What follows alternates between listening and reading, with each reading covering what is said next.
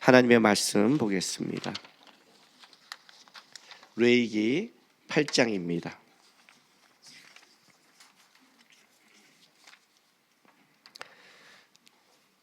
레위기 8장 30절에서 36절까지 말씀 보겠습니다. 한 절씩 우리 교독합니다. 모세가 관유와 제단의 위에 피를 가져다가 아론과 그의 옷과 그의 아들들과 그의 아들들의 옷에 뿌려서 아론과 그의 옷과 그의 아들들과 그의 아들들의 옷을 거룩하게 하고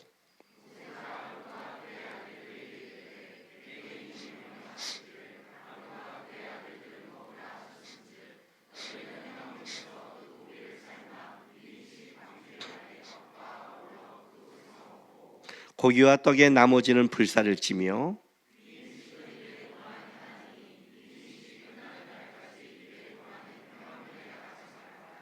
오늘 행한 것은 여호와께서 너희를 위하여 속죄하게 하시려고 명령하신 것이니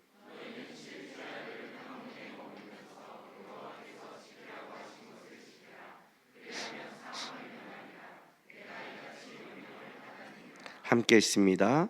아론과 그의 아들들이 여호와께서 모세를 통하여 명령하신 모든 일을 준행하니라. 아멘. 레위기 1장부터 이제 7장까지 우리가 5개의 제사를 받습니다. 번제, 소제, 화목제, 속죄제, 속건제, 예배에 속한 5개의 제사의 의미를 보고 그것뿐만 아니라 제사장들은 어떻게 이거를 준비하는지에서 이제 쭉 썼습니다. 이제 제사에 대해서 설명했잖아요. 이제 그러면 뭐가 시작돼야 되죠? 예배를 드려야 될 거 아니에요. 예배는 설명했는데 설명한다고 되는 건 아니잖아요. 그래서 오늘 8장부터 10장까지는 뭐가 되냐면 이제 집례자를 세우는 거예요. 그래서 오늘 8장은 제사장 위임식입니다. 하나님이 드디어 제사에 대해서 설명하고 이 제사를 어떻게 드려야 될 집례자들을 위임해 주는 거죠. 그리고 나서 이제 9장에 첫 번째 제사가 드려집니다. 그리고 10장에 불행히도 잘못된 제사를 드려 죽는 사건이 나타납니다. 요게 이제 8장, 9장, 10장입니다. 그래서 1장부터 10장까지가 다 뭐와 관련되냐면 예배와 관련되어 있습니다. 레위기가 1장부터 27장까지인데 그것이 신앙생활 지침서라면 그중에 1장부터 10장이 예배에 된다면 우리의 신앙생활에 가장 중요한 게 뭐예요? 예배라는 거죠. 그렇죠? 그럼 이제 집례자인데 이걸 오늘 이 현대식으로 말한다면 누구죠? 집례하는 사람이 누가 집례해요? 목사들이 하잖아요. 이제 그럼 목사들이 더 이걸 봐야 될 거죠. 이런 거 상관없겠죠. 그죠? 8장인 목사들이 더 봐야겠죠. 그런데 신약 시대에 와서 왕 같은 제사장이 됐죠. 왕 같은 제사장이 됐단 말이에요. 그럼 이제 이렇게 되는 거예요.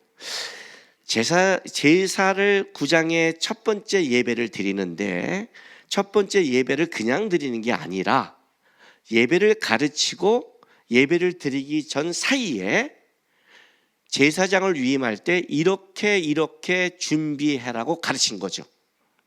그러니까 그냥 이제 가르쳤지? 알았지? 너 나와 해서 예배 드려라는 게 아니라 아론과 그의 아들들이 그냥 드리는 게 아니라 뭐예요? 준비를 시켰다는 거예요. 위임식을 하는 거예요. 위임을 그냥 한 게 아니라 그냥 너 해라고 끝난 게 아니라 절차를 밟아 세웠다는 거죠. 그러니까 이 절차를 밟아 세운 자가 어떻게 되는 거예요? 제사를 집례할 수 있는 자격을 갖춘단 말이에요. 그럼 예배를 깊게 들어가기 위해서는 이런 준비가 안 되면 예배가 안 된다는 뜻이란 말이에요. 너 목사 안수 받았다고 끝이 아니야. 목사가 됐다고 되는 게 아니야. 너가 목사가 돼서 예배를 인도해도 예배에 성령의 기름 부음이 있을 수도 있고 네가 목사가 돼도 성령의 기름 부음이 없을 수 있어 라고 얘기하는 거예요.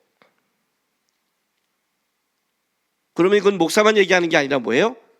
이제 왕 같은 제사장이면 너희가 그냥 와서 예배 드린다고 해서 왜 난 예배를 드리는데 은혜가 없지? 난 예배를 드리는데 왜 이렇지? 똑같지? 왜 그럴까? 그냥 예배식에 참여한다고 은혜가 임해? 그렇지 않아. 그래요. 그렇지 않아. 왜 쟤는 예배가 임할까? 왜 쟤는 변화가 될까? 여러분 신앙생활 할 때 우리 좀 생각할 게 뭐냐면 우리는 이 죄성이 뭐냐면 다 자기 안에서 생각을 해요. 변화가 없는데 뭐가 안 되는데 이러는데 이렇게 생각을 해요. 이게 죄성이에요. 그러면 안 되면 다 안 돼야 된단 말이죠. 근데 아니거든요. 아니에요. 나보다 더 안 좋고 더 불평할 수 있는 사람에게는 그런 사람이 더 깊게 은혜에 들어가고 있는 거예요. 그렇다면 이건 다른 얘기가 된단 말이에요. 여기 참여했다고 되는 게 아니라는 거죠. 그냥 이렇게 하면 되잖아가 아니에요. 이걸 하는 사람이 준비해야 될 것, 그게 제사장 위임식이라는 거예요. 그 위임식에 준비하는 걸 보면 뭐예요? 우리가 어떻게 예배를 준비해야 예배가 예배답게 되는 거라가 보이는 게 이제 8장이에요. 그래서 이 8장은 제가 본문 정의가 너무 어려웠어요. 왜냐하면 이 8장 처음부터까지 다 봐야 돼요. 너무 길잖아요. 뭔 말인지는 모르겠는데 그래서 뒷부분만 제가 띄어서 했지만 결론적으로 8장은 다 봐야 돼요. 일단 이 준비하는 방법에 대해서 이것은 모세와 아론이 자기들이 생각하기에 이렇게 준비하자고 시작한 게 아니라는 걸 아셔야 됩니다. 다른 말로 할게요. 하나님이 말한 거예요. 하나님이 이건 이렇게 준비해야 돼라고 말한 거예요. 다른 말로 할게요. 이렇게 준비 안 하면 예배는 안 되는 거예요. 이렇게. 자, 8장 보세요. 8장 앞부분에 4절 5절 보세요. 모세가 여호와께서 자기에게 명령하신 대로 하매 회중이 회막문에 모인지라 모세가 회중에 이르되 여호와께서 행하라고 명령한 것이 이러하니라. 이해가 되세요? 여호와께서 명령하신 거라고 시작을 해요.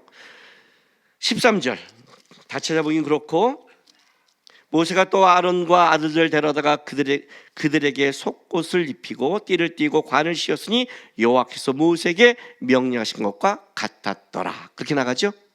모세가 지금 개인적으로 안 했다는 거예요. 자, 17절 그 수송아지 곧 그 가죽과 고기와 똥은 진영 밖에서 불사으니 여호와께서 모세에게 명령하신 것과 같았더라. 예? 가죽과 고기와 똥은 진영 밖에 불사. 똥까지 얘기했어요.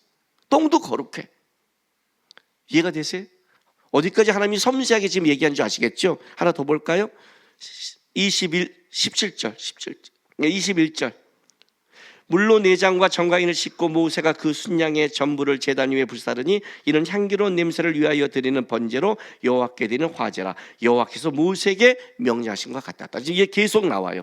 나오다가 이제 마지막 36절에 이렇게 끝나요. 아론과 그의 아들들이 여호와께서 모세를 통하여 명령하신 모든 일을 준행하니라. 그러니까 지금 이 한 모든 것은 인간의 머리에서 나온 게 아니다. 하나님이 다 똥까지 어디다 버리라고 명령하셨고 모세는 다 준행했더라요. 이게 돼야 이제 예배가 되는 거예요. 굉장히 중요한 거죠. 하나님이. 그러니까 하나님이 왜 위임식을 해주면서 예배를 집리하는 자에게 이렇게 쉽게 말하면 목사들에게 너 오늘 예배 집리하기 전에 뭐를 해 이렇게 가르친 거죠. 그리고 가르쳐야 어떻게 되는 거예요? 예배가 예배되는 거죠. 제가 전도사 때 이런 일이 있었어요. 한 자매가 와서 남자가 자기를 너무너무 사랑하는데 결혼할 거예요 말까요 막 하는데 고민하고 있었어요. 근데 이 남자가 너무너무 사랑하면 남자들 미치잖아요. 여러분 사랑할 때 남자의 고백을 반 이상 믿지 마세요. 다 그걸 믿고 결혼해갖고 나중에 속았다 속은 게 아니에요. 그 사람은 진심이고 실력이 없을 뿐이에요. 실제는 하늘에 별을 따다 줘 이걸 믿는 여자가 어디 있어요 세상에. 별을 어떻게 따요? 그냥 마음이 그렇다는 거지. 그걸 믿고 결혼하면 안 되거든요. 근데 내가 어디서 딱 걔를 체크했냐면 이거예요. 막 만나고 싶은데 주일이죠. 주일날 새벽 2시에 찾아왔다는 거예요. 그러면 예배가 아침 9시가 될 거 아니에요. 내가 체크해 그랬어요. 얘 감정적이야. 걔도 교회 다니는 애래요. 교사래요. 미친 거 아니야 교세가? 미친 거 아니야? 주일날 새벽 2시에 아무리 미쳐 찾아간다고 그러면 그 다음에 어떻게 해? 이건 감정이에요. 얘 감정적이야? 결혼해도 감정적일 거야. 조심해. 그거 사랑 아니야. 체크해 그랬어 제가요. 왜? 주일이 얼마나 중요한 건데 교사인데 맡은 게인데 찬양대가 밤 12시까지 토요일날 논다고? 미친 거 아니야? 목을? 어떻게 확 그런 사람 회개되죠. 그렇잖아요. 중요한 게 있잖아요. 중요한 게 제가 몸이 건강한 사람이 아니에요. 근데 저는 수많은 일을 감당해 왔어요. 그러면 어떻게 되느냐? 저는 포인트가 하나님의 일이다. 제 주인공의 포인트예요. 주일이 있으면 언제 쉬고 언제 하고 여기 이것 때문에 갖는 거예요. 그러지 않아요? 아무리 제가 스타크래프트하고 디아블로 게임을 한때 미친 적이 있었어요. 그래도 그 토요일 날 밤 10시 외에는 안 했어요. 왜? 그 밤 10시 게임을 하면 주일날 어떻게 돼요? 게임을 해도 다음날 뭐가 있는지 알아야지. 주가 있잖아요, 주가. 그런 거랑 같은 거예요. 주일날 예배를 온전히라면 목사는 어떻게 돼요? 토요일날 무리하면 안 돼요. 무리하면 힘이 빠져요. 건강한 모습으로 안 나와요. 생기가 사라진다니까요. 몸이 가뜩이나 안 좋아도 힘든데 그때 에너지를 다 쏟으면 안 되잖아요. 이게 준비하는 거예요. 제가 목사들과 저한테 가르쳐요. 사역을 하려면 그냥 성부한다가 아니라 시간과 에너지를 어떻게 하나님께 집중해야 된다. 그게 바로 프로라는 거다. 우리는 신앙이 하나님 앞에 드리려면 집중하는 게 있는 거예요. 그걸 가르치는 거란 말이에요. 예배 드리기 전에 이렇게 안 하면 너 안 돼. 이게 지금 8장에 말하는 거란 말이에요. 하나님이 다 설명하고 준행했다는 거예요. 이해가 되세요? 자, 그러면 뭘 도대체 하나님이 준비를 했을까? 이 8장을 쭉 읽어보면 오늘 다 안 읽었지만 집에 가서 읽으셔야 돼요. 배우고 다음에 읽어야 여러분이 읽게 돼요. 레위기 8장은 크게 5단락으로 구분이 돼요. 그게 1. 첫 번째 5절 6절 8장 5절 6절 모세가 회중에게 이르되 여호와께 명령하고 명령한 것이 이러한 일을 하고 모세가 아론과 그의 아들들을 데려다가 물로 그들을 씻기고 첫 번째 뭐예요? 물로 씻어라예요. 씻어라. 두 번째 7절부터 9절 아론에게 속옷을 입히고 띠를 띠고 겉옷을 입히고 에봇을 걸치어 입히고 에봇에 장식띠를 띄워서 에봇의 몸에 매고 흉패를 붙이고 흉패에 우림과 둔비를 놓고 그의 머리에 관을 씌우고 그너의 전면에 금패를 붙이니 곧 거룩한 관이라 여호와께서 모세에게 명령하신 것 같았더라. 자, 제사장 옷인데 제사장 옷을 이걸 다 설명은 안 할 거예요. 그냥 인터넷 들어가면 다 나와요. 그래서 설명할 필요 없고 두 번째 거룩한 옷을 입어라. 맞죠? 제사장에 맞는 옷을 입어라예요. 네. 세 번째 10절에서 13절 여기까지만 성경을 다 읽고 그 다음부터 이제 쭉 다 읽기 힘들고 모세가 관유를 가져다가 성막과 그 안에 있는 모든 것을 발라 거룩하게 하고 또 제단에 7번 뿌리고 또 그 제단과 그 모든 기구와 물두멍과 그 받침에 발라 거룩하게 하고 또 관유를 아론의 머리에 붓고 그에게 발라 거룩하게 하고 모세가 또 아론을 아들들을 데려다가 그들에게 속옷을 입히고 띠를 띠고 관을 씌웠으니 여호와께서 모세에게 명령하신 것 같았더라. 이게 무슨 말이냐면 자, 거룩한 옷을 입고 나서 어떻게 해요? 관유, 기름을 성소도 깨끗하게 하고 그들에게 부어주는 거예요. 기름 부음 알죠? 성령의 기름 부음 기름 부음이 있어야 된다. 네 번째는 다 읽기가 힘들고 14절 볼게요. 모세가 또 속죄제의 수상아지를 끌어오니 하고 속죄제 18절 또 번제의 순양을 드릴세 번제 22절 또 다른 순양 곧 위임식의 순양을 드릴세 위임식 순양이지만 이건 화목제입니다. 그래서 세 가지 제사를 드립니다. 뭐예요? 속죄제, 번제, 화목제를 드려라. 하나님 앞에 세 가지 제사. 마지막 5번째 8장 30절 위임식은 이래 동안 행하나니 위임식이 끝나는 날까지 이래 동안은 회막문에서 나가지 말라. 35절 너희는 7주야를 회막문에 머물면서 여호와께 지키라고 하신 것을 지키라. 그리하면 사망을 면하리라. 내가 직지 명령하다니라는 7일간의 성별 기간. 그래서 5가지를 지키라는 거예요. 이제 이 5가지에 가장 중요한 요소가 있겠죠, 그죠? 그래서 쉽게 말할게요. 씻음, 입음, 부음, 제사, 성결기간 이 5개가 있는 거예요. 8장은 이거예요. 여러분이 나중에 제가 8장을 읽어보라는 거예요. 뭐 여기 물론 내복 같은 게 있고 뭐 흉패를 붙이고 모르겠으면 인터넷 지금은 이런 옷을 입었구나. 그냥 그건 보기만 하면 되는 거고 의미만 찾으면 되는 거고 어쨌든 이 5가지를 위임식의 걸로 준비해서 돼야만이 드디어 제사를 집례할 수 있는 위임받은 자가 되는 거죠.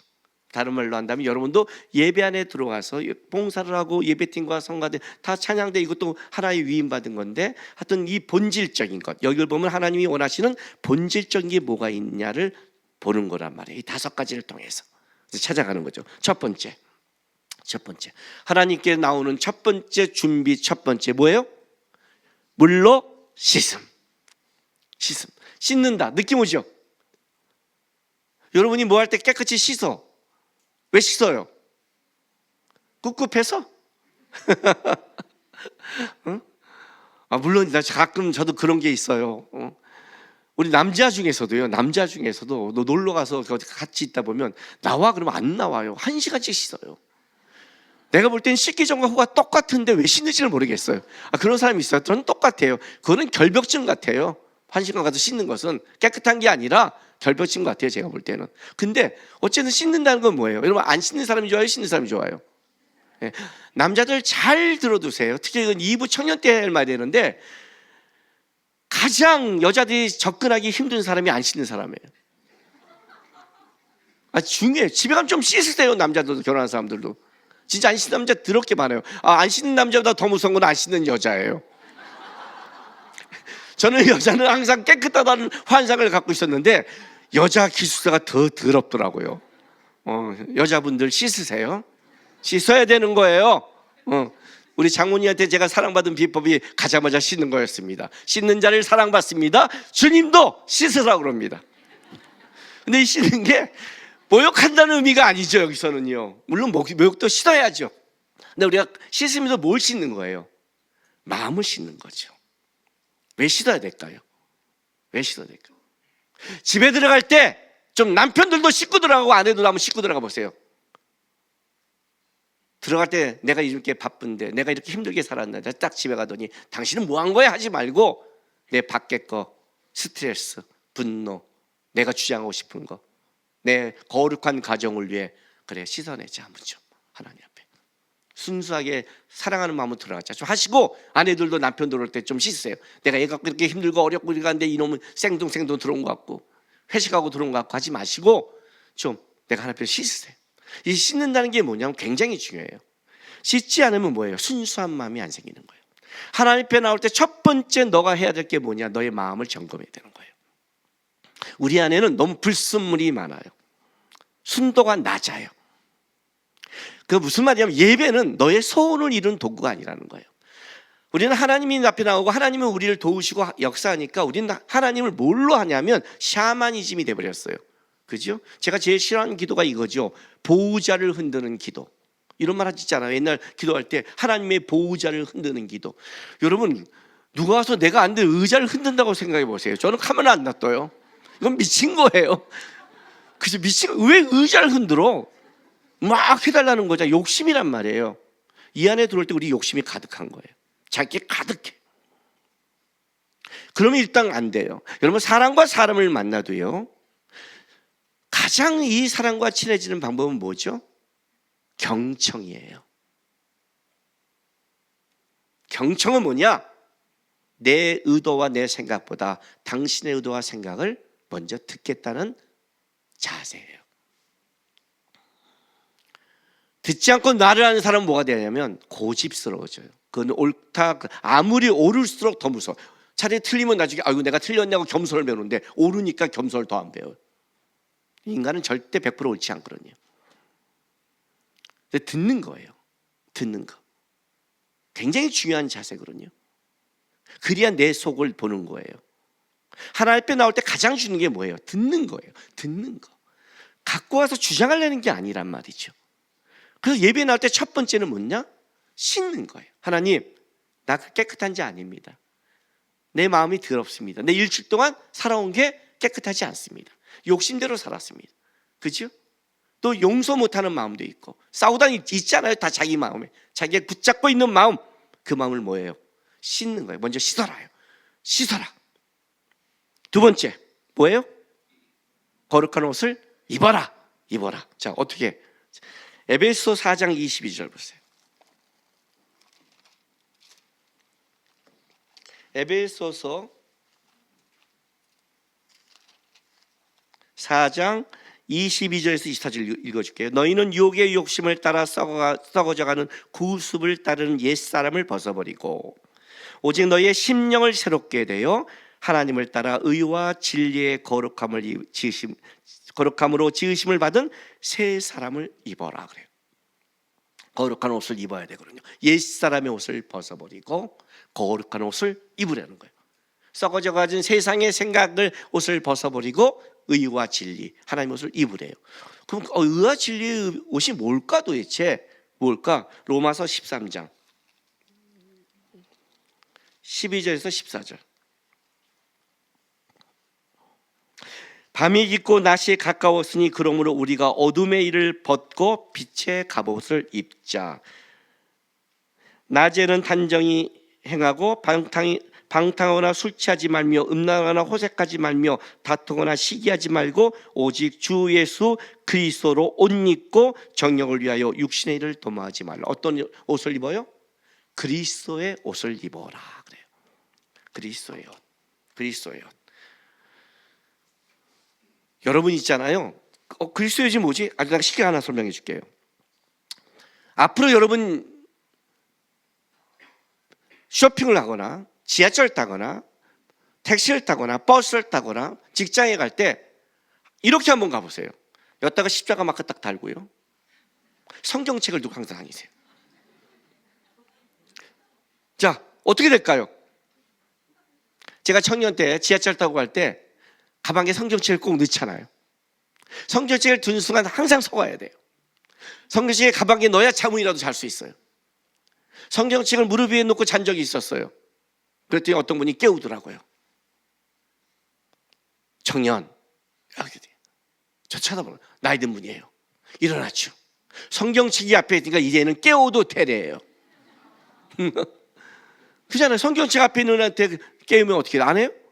우리는 성경책에 묶여 있는데 그리스도의 옷 입자가 뭔지 아세요? 여러분이 예수의 사람으로 살아간다는 옷을 입은 순간 어떻게 져요? 달라지기 시작한 거예요. 옛사람의 것을 못해요. 술 먹어도 돼요? 안 돼요? 그래요. 십자가 달고 성경책 들고 찬송하면서 술집에 들어가세요. 그 친구들이 건배할 때 그래요. 건배 할렐루야 한번 해보세요. 담배 피우면서 하세요. 아멘. 찝찝하지 않아요?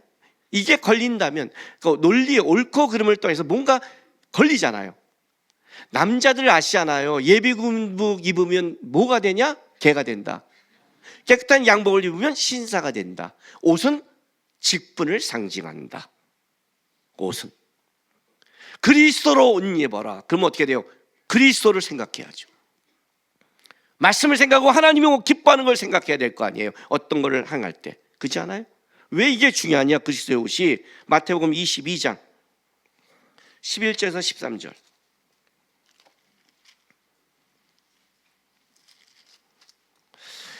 이 마태복음 22장 앞부분은 혼인잔치 비유예요. 잔치에 초대한 비유인데, 자 22절 11절부터 13절 읽어줄게요.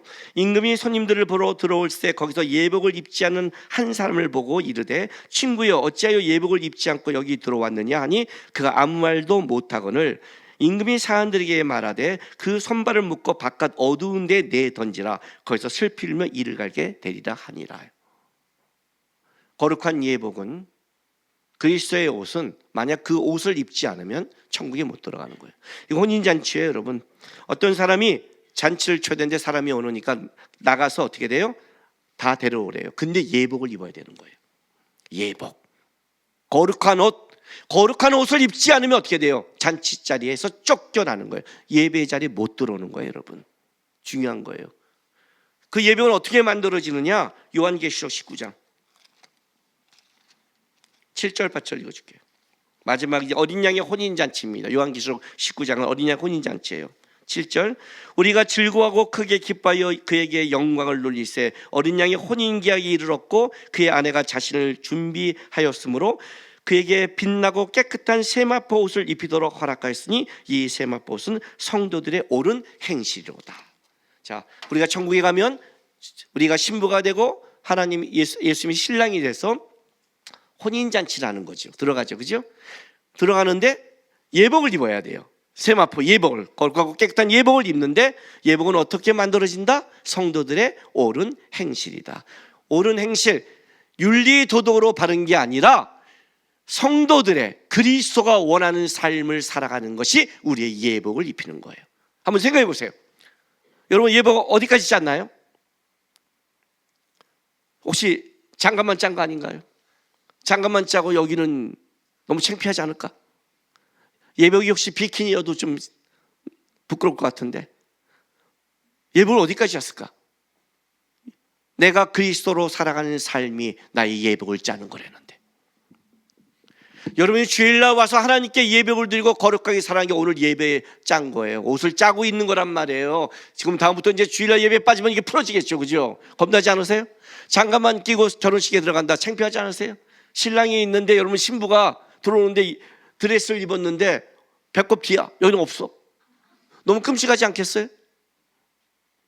표정들이 다 남의 일이야, 이 얘기라는 거예요. 거룩한 옷, 앞으로 나가서 썩어져가는 구습을 벗어버린 아까 그 얘기들, 세상의 어느 삶들 살아갈 때마다 이렇게 하세요. 나의 예복은 더러워지 있고 나의 예복은 짜져지지 않고 나는 부끄러움에 혼인잔치에 갈지 모르겠다를 생각하셔야 돼요. 우리의 삶 속에 거룩한 옷은 되게 중요한 거예요. 왜? 옷은 신분을 상징하고 옷은 직분을 상징해요. 요셉 얘기 알죠? 요셉이 사랑받을 때는 뭐 어떻게 돼요? 긴 채색 옷을 입었어요. 채색 옷이 그때 우리가 말하는 때때옷이 아니에요. 색깔이 있는 옷, 관직기 있는 사람에게 주는, 그만큼 사랑받았어요. 팔려갈 때 그 옷이 찢어지죠. 다시 보디발의 총무가 될 때 옷을 입혀주죠.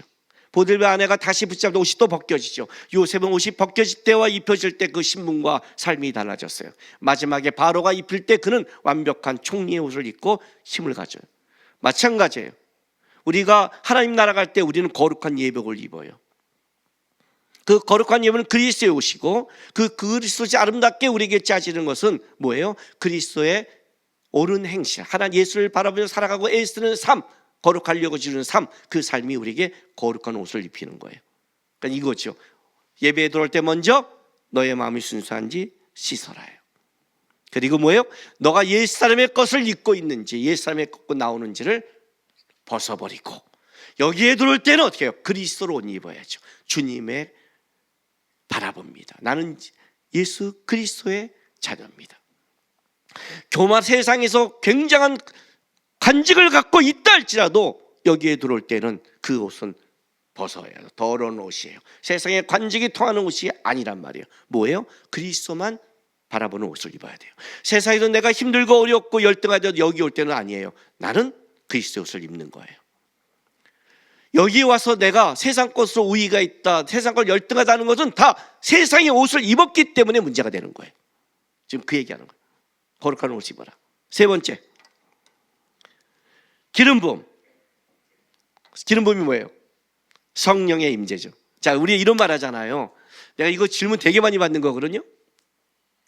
어떻게 하면 제가 성령의 역사를 보죠, 목사님? 왜냐하면 이제 어떤 뜨거운 성령의 역사 이런 걸 이제 하다 보면 어떻게 하면 저는 예배관에 성령의 임재를 맛볼까요? 그래요. 성령의 임재를 맛봐야 들어가는 거예요. 우리는 예배 가운데 우리의 능력으로 못 들어가요. 성령의 역사와 은혜가 있어야 돼요. 근데 성령의 기름 부으심은요, 1번과 2번이 전제가 돼야 돼요. 하나님 앞에 왔을 때 그 마음의 시선과 예수 그리스도의 옷을 입은 자에게 성령의 기름 부으심이 전제가 되는 거지, 이것이 안 되고는 전제가 안 되게 돼 있어요. 그러니까 왜 성령의 역사와 기름 부음이 없느냐? 그 속에 마음이 순수하지 못하고 그가 세상의 옷을 입고 이 안에 있다면 성령의 기름 부음이 없어요. 있어도 소용이 없어요. 성령의 기름 부으심은 1번과 2번이 전제예요. 그러니까 이걸 말하는 거예요. 먼저 여러분이 한번 해보세요. 제가요, 우리 한 청년들 가르쳤을 때 한 청년을 변화시킨 적이 있었어요. 이 청년이 어떤 청년이냐면, 예배 시간을요, 절묘하게 꼭 5분에서 10분 사이에 늦어요. 매주 그렇다는 건 이건 습관이에요. 매주 그런 상황이 벌어지는 거예요.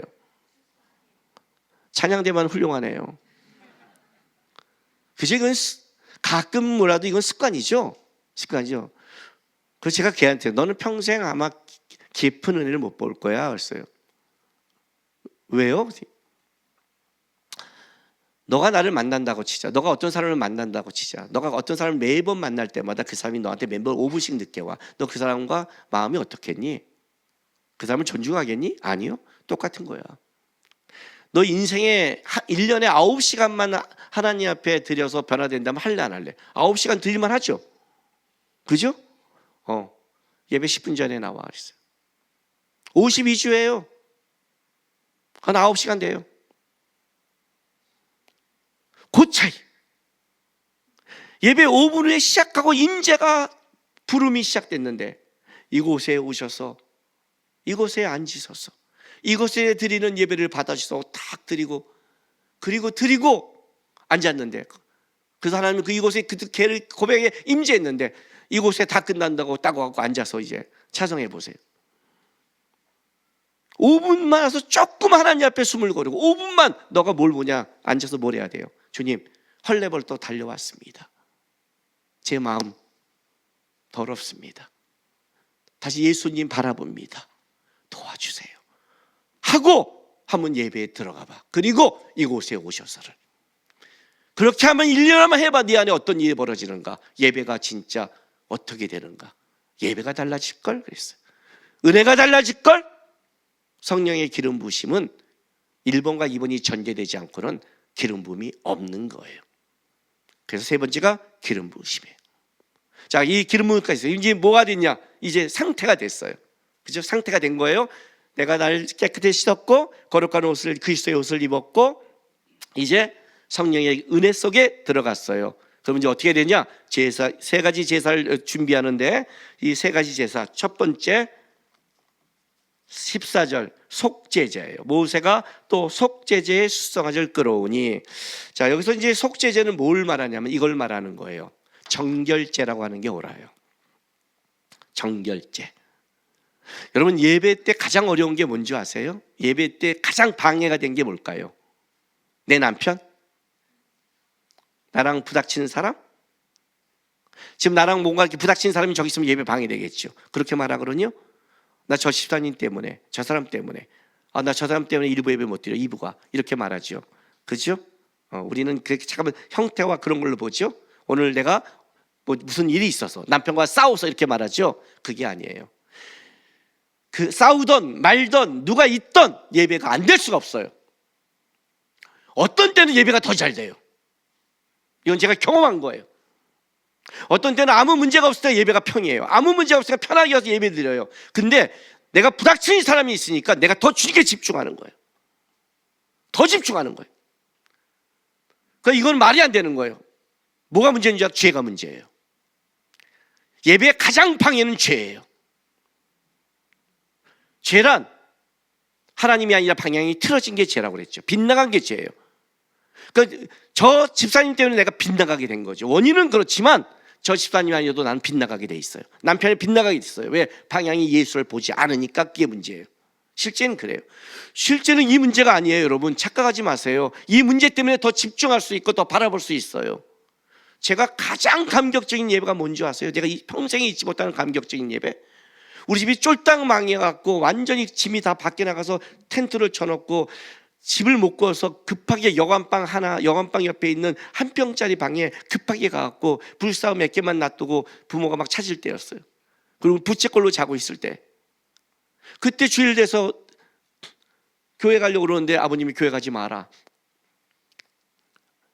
집 쫄딱 망했다. 너 도와줄 수 없다. 형은 장학생으로 갈 수 있다. 저는 우리 형님은 다 천지여드렸으니까. 근데 나는 고등학교 2학년 때 거의 전교 꼴찌까지 간 사람인데 너는 방법이 없다. 교회에 미치지 말고 어떻게 알아? 너 지금 공부해라. 가지 마라. 제가 아빠 교회 가야겠습니다. 처음으로 반항했거든요. 반항이 아니지. 그냥 내 의견을 표시했지. 반항은 싫어 이게 반항이고 아빠 저 그 교회 가야겠습니다. 했더니 그냥 아버님이 이 새끼가 태어나서 아빠의 이 집은 형편에 교회에 미쳐갖고 미친놈이 하더니 제가 앞에서 성경책과 찬송을 다 찢어버리고 밖에 던져버리고 각서 써. 교회 다니다 인생 망가져도 부모 때 원망하지 않고 각서 써. 또 믿음이 팍 생겨고 각서 썼죠. 교회 다니면서 절대 망해도 부모 엄마가 각서 사인까지 딱 해서 줬더니 기가 막혀 나가 했더니 성경책 다시 찢어준 거 다 싸면서 내가 우리 부모님을 회개시켰고 예수 믿게 해서 아버님이 얼마나 악한 자인 걸 이걸 통해 내가 증명하냐. 그냥 가기가 너무 억울해갖고 그 포장해서 평생을 갖고 다니다가 어느 날 잊어먹었어요. 아이씨, 하나님이 너가 미친놈이다 한 거죠. 그걸 붙잡고 있으니. 근데 그때 교회 간 날이 나에게는 최고의 은혜였어요. 전사님 설교가 뭐 얼마나 대단하겠어요. 생각해보니까 우리도 전사들을 거쳤으니까. 그렇다고 여러분이 또 전사님한테 설교 대단하고 말하면 여러분 안 돼요. 내가 공부해 왔더니 그렇다는 거죠. 최고의 은혜였어요. 그냥 상황 아니에요. 예수 바라보면 더 은혜가 되더라고요. 정결함,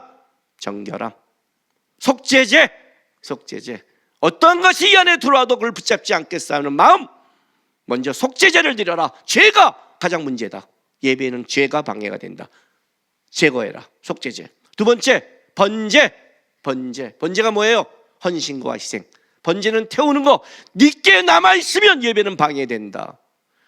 예배에 들어와서 가장 중요한 건 네 거를 태워서 깨끗이 태워서 하나님을 온전히 드리는 거다. 그래야 하나님이 온전히 채워진다. 이런 거와 같은 거예요. 그릇을 비우는 거예요. 이 그릇이 다 비워져야 하나님이 다 채우는 거예요. 그릇이 반만 있으면 반을 채우느냐? 안 되게 돼 있죠. 왜? 이 반이 반을 오염시키니까. 여기 있는 4개의 반이 하나님의 것을 오염시키니까 결국 못 담는 거예요. 말했잖아요. 여기 똥이 이만해도 똥물이고 똥 한 방울씩 똥물인 거예요. 4개 들어가는 순간 뭐예요? 희석되기 시작하고 그는 암덩어리가 되는 거예요. 그래서 뭐예요? 온전한 예배가 되는 번제, 깨끗하게 하나님께 헌신하고 희생하며 순종하는 마음으로 들어가야 된다는 거예요. 세 번째, 화목제 알죠? 예배의 본질로 들어간 거예요. 예배의 본질이 뭐죠? 하나님과 샬롬, 하나님과 좋은 관계에 들어가는 것. 하나님의 관계가 딱 들어간 부터 예배가 회복되고, 예배가 회복되면 다른 게 회복되기 시작해요. 경험해 보셨나요? 기도원에 가서 집이 쫓겨날 것 같아서 하나님께 기도했어요. 도와달라고 기도하고 열심히 기도했어요. 근데 하나님이 아무 말도 안 하는 거예요. 그래서 뭔가 역사하시나? 막 기도했는데 역사는 안 하더라고요. 근데 놀라운 일을 제가 그때 한번 경험한 적이 있어요. 내려오는데 마음이 너무 평화로운 거예요. 상황이 안 좋은데 내 마음에는 이것이 하나님이 주신 평강이가를 내가 고백한 적이 있어요. 이것이 그래도 내려왔는데 문제가 막 집에 터지는데 내 마음에는 요동함이 없는 거예요. 하나님이 끌어가실 거야. 평화롭게 기도하고 평화롭게 대응했는데 2달 있다가 하나님이 역사하시더라고요. 그 안에 제가 그때 평강을 누렸어요. 하나님과 깊은 관계가 들어간다면 어떤 것이 와도 흔들리지 않는 평강이 느껴지는 거예요. 이걸 보고 화목이라는 거예요. 예배 본질이에요. 화목제 3개가 들어가는 거예요. 결국 예배에 들어올 때 정결함과 깨끗이 태우는 것과 하나님과 화목한 마음이 되면 어떻게 돼요? 그 예배는 그냥 예배가 되는 거죠. 그게 방해가 되는 거죠. 그죠? 자, 됐어요? 마지막으로 해야 될 것 5번째 뭐예요? 7일간의 정결의식이에요. 여기 화목제에 대해서 제가 하나 설명해 줄게요. 화목제에 대해서 24절 보세요. 23절 24절 8장 23절 24절 보세요. 이건 위임식 화목제 드리는 방법이에요. 위임식 화목제. 모세가 잡고 그 피를 가져다가 아론의 오른쪽 깃뿌리와 그의 오른쪽 엄지 손가락과 그의 오른쪽 엄지 발가락에 바르고 아론의 아들들이 데려다가 모세가 그 오른쪽 깃뿌리와 그들의 오른쪽 엄지 손가락과 그들의 발의 오른쪽 엄지 발가락에 그 피를 바르고 또 모세가 그 피를 제단 사방에 뿌리고 라고 이렇게 나가요. 그러니까 화목제에 대해서는 보세요. 피를 가져다가 오른쪽 깃불과 오른쪽 엄지 손가락과 오른쪽 엄지 발가락에 찍어요. 왜 그럴까요? 신체 바깥 부분에 3군데를 찍어요. 역시 여러분 번제단에 피를 찍을 때 번제단 4뿔에다가 피를 발라요. 이해가 되세요? 번제단 4뿔의 외구에 발랐다는 건 뭐예요? 사람의 4군데에 발랐던 번제단을 깨끗하게 한 거예요. 오른쪽은 힘을 상징인데 가장 바깥쪽 세 곳에 뿌렸다는 것은 그 피로 거룩하게 됐다는 뜻이에요. 그리고 세상에 뿌린 세 곳과 번제단의 네 곳을 합쳐서 3 플러스 4가 7이 돼요. 그렇죠? 완전수예요. 이것은 뭐냐면 이걸 바름으로 제사장과 제단이 하나 됐다는 뜻이에요. 거룩하게 이제 내가 오늘 내가 예배를 드리는데 나와 강단이 하나 됐다는 것은 온전히 하나님의 말씀이 선포되는 뜻이에요. 그래서 화목제는 하나됨을 의미하는 거예요. 이렇게 바르는 거예요. 나중에 왜 오른손이지? 발가락이지? 바깥쪽에 바랐다는 뜻이에요. 힘에. 그래서 화목제가 결국 하나님과 하나 되는 마지막으로 들어가는 거예요. 근데 들어갔는데 마지막 5번째가 뭐냐? 자, 7일간의 성결 기간이에요. 그렇죠? 여기 보세요. 35절. 너희는 7주야를 회막문에 머물면서 여호와께 지키라고 하신 것을 지키라. 그리하면 사망을 면하리라. 내가 이같이 명령을 받았느니라. 그래요. 하나님이 명령을 받은 거예요. 7일간. 자, 이 7일간의 성결 기간 동안에 지금 한 이것을 매일 합니다. 매일 씻고 매일 옷을 입고 매일 관유를 바르고 매일 속죄제, 번제, 화목제를 드리는 겁니다. 이 안에서. 그리고 회막문 안에서 먹으면 나가면 끊어지는 거고 죽습니다. 왜 7일 동안 했을까요? 한 번은 안 끝날까요? 7은 완전수거든요. 왜 그럴까요? 지키라 한 것을 지켜라 그러죠. 지금요. 지키라 한 것을 지켜라. 예배와 신앙은 어떤 하루의 종교적인 행사가 아니라는 겁니다. 우리의 신앙이 못 자라는 가장 큰 특징은 주일날 와서 잠깐 예배 드리고 이렇게 말합니다. 성도들이 나도 예배 드렸어 이렇게 말을 해요. 나 예배 참여했잖아. 아, 왜 그래? 이렇게 말을 해요. 일주일에 한 번 딱 참여하는 어떤 의식을 예배를 드렸다고 말하는 게 아니라는 거예요. 예배의 가장 중요한 건 뭐예요? 하나님과 온전한 삶의 관계로 들어가는 거예요. 그래서 첫 번째 원리가 뭐예요? 지키라는 걸 지키는 거예요. 자, 에스겔서 44장 8절 보세요. 너희가 내 성물의 직분을 지키지 아니하고 내 성소에 사람을 두어 너희의 직분을 대신 지키게 하였느니라. 뭐예요? 직분을 지키는 것. 일주일 동안 계속했다는 것은 완전 쓰고 일주일 동안 꾸준히 했다는 건 하루가 아니라 나의 삶은 하나님 앞에서 내가 맡긴 직분을 지켜가는 삶을 하겠습니다. 의식이 한 번이 아니겠습니다. 오늘 드리는 예배가 왜 예배가 안 되느냐? 왜요? 카인처럼 예배를 드려서 그래요. 카인이 어떻게 드렸는데요? 그 예배를 드릴 때 하나님이 이렇게 말을 해요. 너가 선을 행하지 않으면 내가 어떻게 너 걸 받지 않겠느냐. 일주일 동안 네 마음대로 살고 네가 원하는 대로 다 살다가 와서 예배만 딱 드리면 그걸 예배라고 생각하니 거절해버렸어요. 일주일 동안 쭉 하는 건 이걸 마음에 새기라는 거예요. 너가 나가도 네가 밖에 나가도 너는 그리스도를 옷 입고 거룩한 삶을 살려고 애쓰며 살아가라. 너의 직분을 지키려고 노력해라. 직분을. 느헤미야 12장 45절 보세요. 44절부터 읽어줄게요.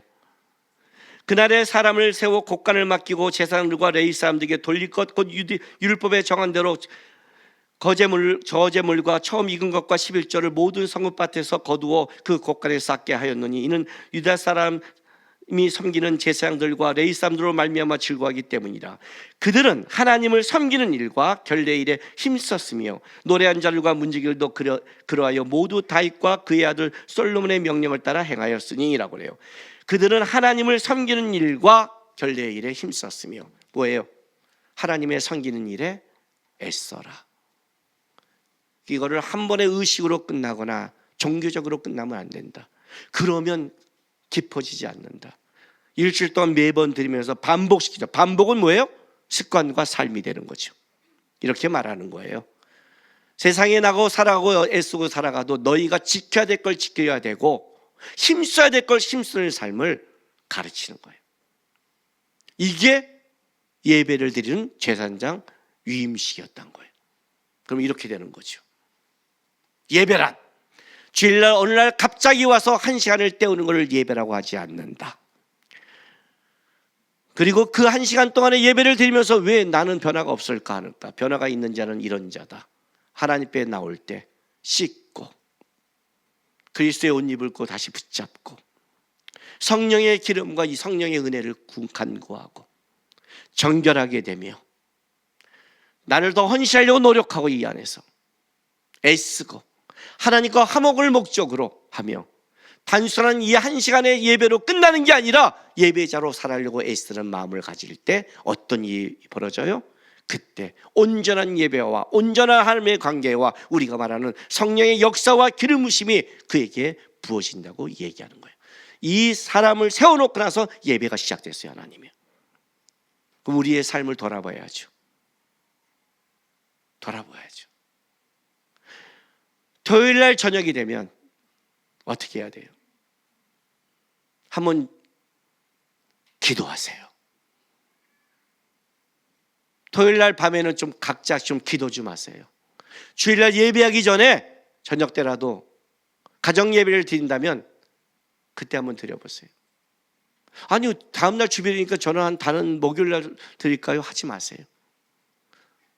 주일 날 예배가 예배되기 위해서 한번 기도해 보세요. 하나님, 제 마음밭이 어땠는지 좀 씻으세요. 그리고 그때 때는 부부가 어떤 얘기도 하지 마세요. 상의도 하지 마세요. 싸우니까. 꼭 주일날 차 타고 오면서 얘기하고 싸워. 사단이 틈타도록 아주 만들어. 바보들이야. 우리 아내와 나의 철칙이 있어요. 토요일날 우리는 가정예를 우리 아내한테 상의도 안 해요. 왜?